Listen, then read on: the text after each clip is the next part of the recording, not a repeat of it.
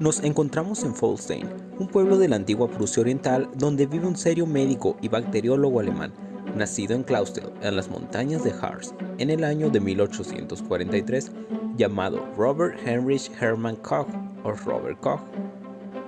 Hijo de ingeniero en minas, estudió medicina en la Universidad de Göttingen, bajo la tutela de Friedrich Gustav Jakob Henle, médico alemán destacado de la época. Siendo Robert un médico local con la pasión por investigar y los viajes a países remotos, pero con escasez de recursos, logró destacar con sus descubrimientos en el campo de la microbiología y ser uno de los padres de la bacteriología.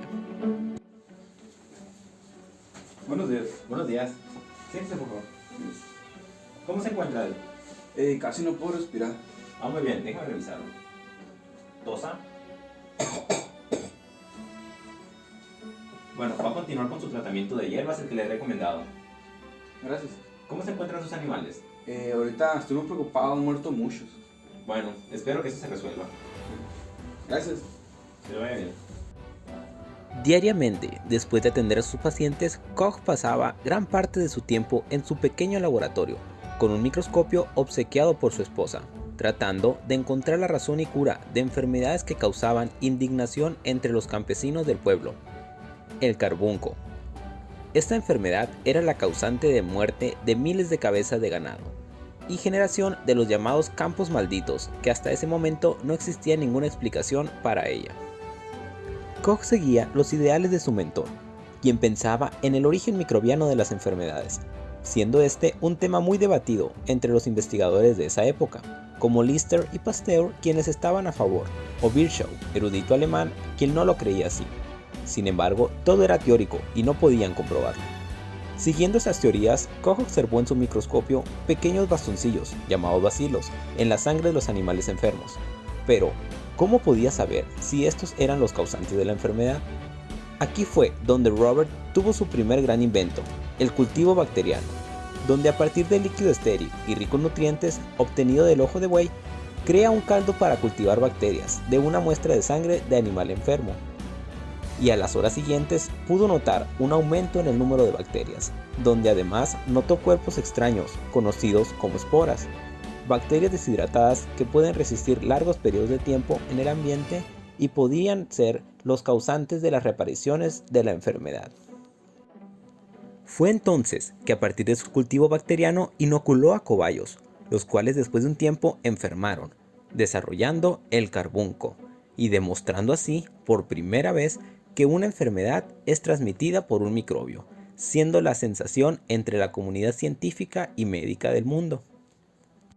En Francia, el químico Louis Pasteur, quien ya estudiaba los microbios, se molesta, porque siendo él un gran científico que pensó primero en esa teoría, no pudo comprobarlo, y el médico rural lo consiguió. Pasteur comprueba y aprovecha los estudios de Koch para desarrollar una vacuna contra el carbunco, y aquí comienza una pelea científica y política entre los investigadores por el crédito del descubrimiento. Koch es premiado con un laboratorio en Berlín, donde se le brinda material y un equipo de trabajo con quienes lograría grandes inventos y descubrimientos. Entre ellos, la microfotografía, que consiste en la toma de fotos a través del microscopio obteniendo evidencia de lo que observaba. Además, se le ocurre una mejor manera de observar colonias bacterianas, con el uso de patatas y después gelatina como medio de cultivo sólido. Sin embargo, no podía cultivar bacterias patógenas para el humano, lo que más tarde se resolvería con su colaboradora Fanny Hess, quien le ofrece usar el compuesto obtenido de las algas conocido como agar, y Richard Petri desarrolla un contenedor conocido como las cajas o placas de Petri, completando así el cultivo sólido que conocemos en la actualidad y permitiendo cultivar una gran cantidad de bacterias. El desarrollo de la vacuna de Pasteur contra el carbunco lo hace llevarse todo el crédito, dejando resentido a Koch, quien comprobó la teoría del origen microbiano de las enfermedades, por lo cual ahora piensa en atacar enfermedades humanas. Se le ocurre la tuberculosis. En ese tiempo era de origen desconocido y tan letal que era causante de la muerte de hasta el 60% de los niños y 1 de cada 3 adultos. Y a pesar de ser un gran científico, esto no sería un trabajo sencillo. desarrolla un método de tinción de bacterias, pero aún así, el bacilo de la tuberculosis fue y sigue siendo difícil de observar u obtener un cultivo puro. Finalmente, en 1882, logra descubrir la bacteria causante de la tuberculosis y afirma que el desarrollo de la enfermedad es por bacilos, a cual se le nombraría bacilo de Koch. Mientras otros científicos desarrollaban trabajos sobre esta nueva realidad del mundo microbiano, Koch aún tendría un gran éxito más al descubrir el bacilo que nombraba coma, por su forma, causante del cólera, y le permitió controlar la enfermedad que se extendía por gran parte de los continentes europeo, africano y asiático, en especial la India. En su visita a la India pudo comprobar que el cólera se transmitía por las condiciones insalubres y poco higiénicas en el uso del agua de los depósitos contaminados, y esto le ayudó a demostrar la utilidad de expandir el uso de las medidas de higiene y esterilización en la ropa y el instrumental quirúrgico. Conocimiento que aprovecharía el cirujano británico Joseph Lister para idear métodos antisépticos para las heridas y evitar infecciones que en esa época mataban a miles de soldados durante las guerras. En 1889, Koch retoma sus estudios de la tuberculosis y logra inmunizar a cobayos con una preparación de una serie de sustancias. Obtiene un remedio que impide el desarrollo del bacilo de la tuberculosis, más tarde llamada tuberculina. Se vacuna a gran cantidad de personas en el mundo en busca de tratar la letal enfermedad con el descubrimiento del año. El tratamiento se produjo en masa y se distribuyó por todo el mundo. Sin embargo, se presentaron recaídas y algunas personas lo consideraban un fracaso e incluso un peligro latente de padecer tuberculosis.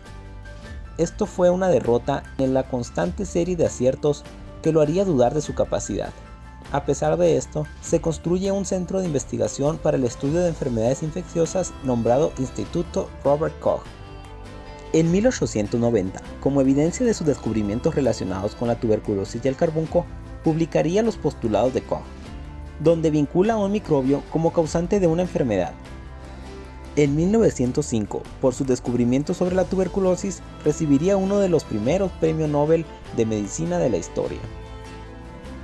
A la edad de 48 años, Robert Koch toma un descanso de su dedicado trabajo y parte a viajar por el mundo, visitando países remotos y conociendo enfermedades tropicales, en compañía de una joven mujer quien sería su segundo matrimonio, y delegando el liderazgo de la investigación a sus discípulos en el instituto, quienes abrirían paso al desarrollo de la microbiología.